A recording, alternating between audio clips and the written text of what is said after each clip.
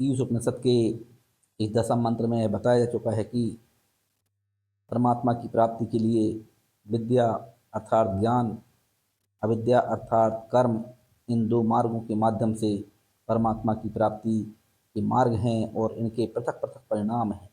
इसी के परिणामों के संबंध में आगामी 11वें मंत्र में बतलाया जा रहा है कि विद्यां च अविद्यां च यस्तद्वेद भियं सः आविद्यया मृत्युं तीर्त्वा विद्यया अमृतम स्नुते।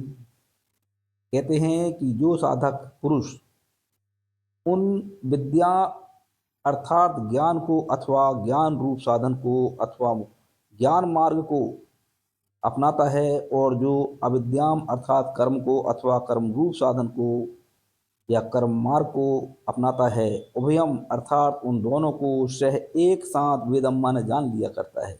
दोनों की विद्या और अविद्या की जो शक्तियाँ हैं उनको जान लिया करता है। वह अविद्या कर्मों के यथावत अनुष्ठान के द्वारा मृत्यु माने मृत्यु को अर्थात आवागमन के बंधन को पार करके और तत्व ज्ञान को प्राप्त कर लिया करता है। उसी प्रकार वह विद्या अर्थात तत्व ज्ञान या ब्रह्म ज्ञान के द्वारा अमृत तत्व अर्थात मोक्ष को प्राप्त कर लिया करता है।